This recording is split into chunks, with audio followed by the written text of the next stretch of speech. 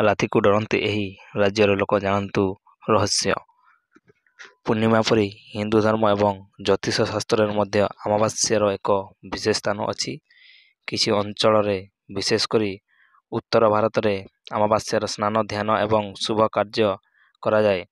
ତଥାପି ଆନ୍ଧ୍ରପ୍ରଦେଶ ତେଲେଙ୍ଗାନାରେ ଅନେକ ଲୋକ ଅମାବାସ୍ୟାକୁ ଭୟ କରନ୍ତି ଏବଂ ସେହିଦିନ ଶୁଭ କାର୍ଯ୍ୟକୁ ଏଡ଼ାଇ ଦିଅନ୍ତି। ଅମାବାସ୍ୟାକୁ ଏତେ ଭୟ କାହିଁକି?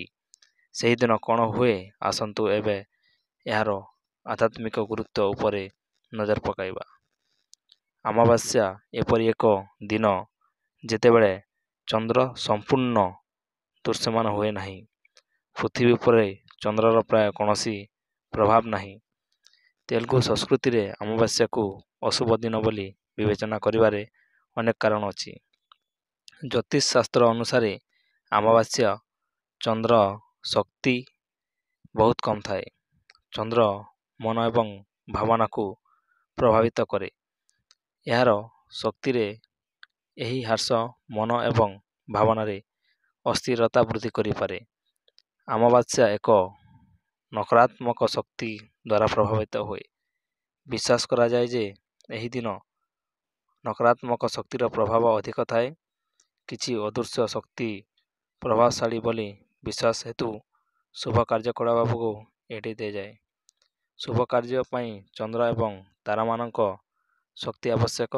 ଅମାବାସ୍ୟା ଦିନ ଚନ୍ଦ୍ର ଦୃଶ୍ୟମାନ ହୋଇନଥିବାରୁ ଏହା ବିଶ୍ୱାସ କରାଯାଏ ଯେ ଶୁଭ କାର୍ଯ୍ୟ କରାଯାଇପାରିବ ନାହିଁ। ଅମାବାସ୍ୟା ଦିନ ପୂର୍ବପୁରୁଷଙ୍କ ଦେବତାଙ୍କୁ ପୂଜା ପ୍ରାର୍ଥନା କରିବା ଅତ୍ୟନ୍ତ ଗୁରୁତ୍ୱପୂର୍ଣ୍ଣ।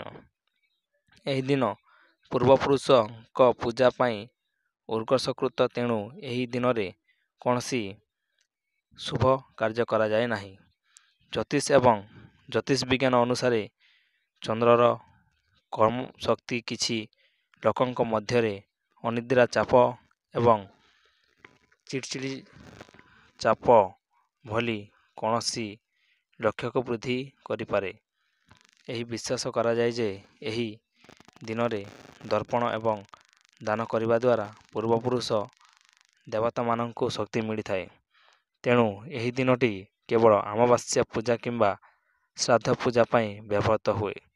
ତଥାପି ଜ୍ୟୋତିଷମାନେ ସବୁବେଳେ ଲୋକମାନଙ୍କୁ ପରାମର୍ଶ ଦିଅନ୍ତି ଯେ ଅମାବାସ୍ୟା ଭୟଭୀତ ହେବାର ଦିନ ନୁହେଁ ବରଂ ଆଧ୍ୟାତ୍ମିକ ଏବଂ ସ୍ୱାସ୍ଥ୍ୟ ଦୃଷ୍ଟିକୋଣରୁ ସତର୍କ କରିବାର ଦିନ। ଜ୍ୟୋତିଷ ଶାସ୍ତ୍ର ଅମାବାସ୍ୟା ଗୁରୁତ୍ୱପୂର୍ଣ୍ଣ। କିଛି ଅଞ୍ଚଳକୁ ଏହାକୁ ଅଶୁଭ ବୋଲି ବିବେଚନା କରାଯାଏ। ଚନ୍ଦ୍ରର କର୍ମ ଶକ୍ତି ମନ ଏବଂ ଭାବନାରେ ଅସ୍ଥିରତା ସୃଷ୍ଟି କରିପାରେ।